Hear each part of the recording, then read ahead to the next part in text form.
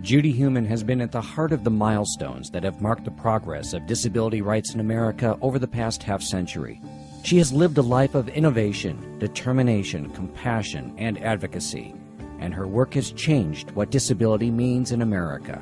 I learned that I could make a difference by speaking up for myself, and I learned that I could make a difference by working with others and having groups of us speak on behalf of ourselves. She just was able to bring people together, focus attention, articulate not only a need but a way to solve that need. And she has all of the characteristics of somebody who can bring about change without burning down the city. It was such a discovery for me that you could do anything you wanted to, that you felt you wanted, you could achieve if you worked at it hard enough. Judy taught me that. Judy was born to Jewish immigrant parents in 1947. At that time, New York was in the midst of a polio epidemic. At 18 months, she contracted the disease and would be a wheelchair user for the rest of her life. Once my parents realized the nature of my disability and that it wasn't going away, my mother said, you have to get a good education because you can't depend on anybody else to support you but yourself. When I was 5, she took me to school, but I wasn't allowed to go to school because I was in a wheelchair and the principal wouldn't accept me. Heumann's parents faced systematic disability discrimination in the school system, but they weren't strangers to discrimination. They were survivors from the Holocaust, and they never saw their parents again and never saw those living grandparents when they left who died also in the concentration camps. So I think the issue of strength and the ability to move forward in spite of adversity is something that they survived on, and that was imparted to me also. As Judy entered high school, she realized all the more what was being denied to her by society. I couldn't get on a bus, I couldn't get on a train, I couldn't get in a car, I couldn't go out to a store and use the bathroom, I couldn't go to the movies. I couldn't do things that my friends in high school and college were doing, not because, again, I was not capable of doing it, but because the environment around me wasn't accessible, and there was an urgency that people like myself were feeling that we had to make things happen quicker. Congress passes the most sweeping civil rights bill ever to be written into the law, and thus reaffirms the conception of equality for all men that began with Lincoln and the Civil War 100 years ago. With the Civil Rights Act of 1964, proponents of social change now had a legal basis to push through the reforms that were so overdue. But laws are just words. It takes committed individuals to see that they are enforced. When she was declared unqualified to teach because she couldn't walk, Judy took the New York Board of Education to court and won. There was Disabled in Action, a group Judy formed to break down more barriers. She led a series of demonstrations following President Nixon's veto of the 1973 Rehabilitation Act. When Congress eventually overrode the veto, Judy had emerged as one of the country's leading disabled rights activists.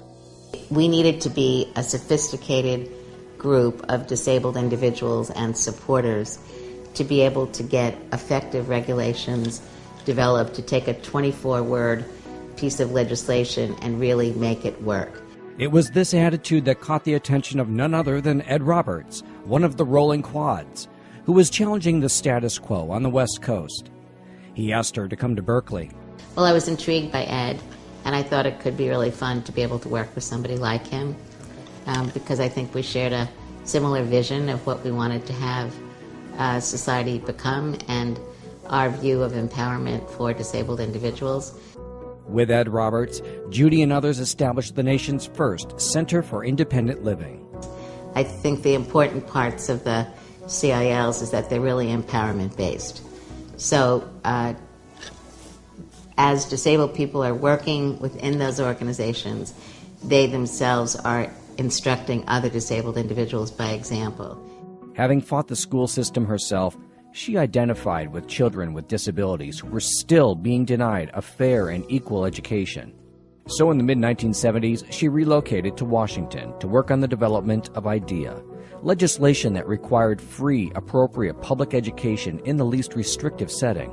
So I guess a lot of what I've always been dealing with is this issue of urgency and the importance of education, and how every lost day of a quality education, not just for disabled children, but for all children, puts them at a disadvantage. By 1977, key provisions of the Rehabilitation Act, namely Section 504, had not been enforced, and the disabled community was impatient and angry. On April 5th, activists staged sit-ins at federal buildings across the country. In San Francisco, it lasted for 28 days and showed Americans that the disability rights movement was a force to be reckoned with. By 1983, Ronald Reagan was beginning his second term as president, and laws protecting the rights of disabled people were becoming part of the mainstream. Building on their successes, Judy, Ed, along with Joan Leon, were ready for the next step.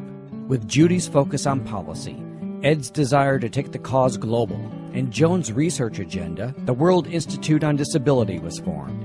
There was work being done in research, in public policy activities in the area of disability, but basically it wasn't being strongly influenced by the voices of disabled people. So one of the prime purposes of the creation of the World Institute on Disability was to bring the voices and vision of disabled individuals into the public policy arena in the area of disability. For the next decade, Judy would serve as co-director of WID, encouraging dialogues and conducting training sessions across the nation. Also during that time, she would take part in possibly her greatest achievement, aiding in the passage of the Americans with Disabilities Act of 1990. In the past, disability has been a cause for shame.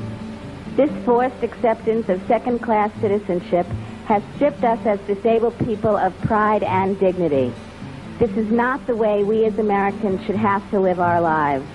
Like many, I'm an impassioned person, feel a level of urgency, and also have felt increasingly motivated by the successes that we've made, at the same time very frustrated by the fact that there are still millions of disabled people here in the United States and abroad who are being discriminated against and not being given equal opportunity.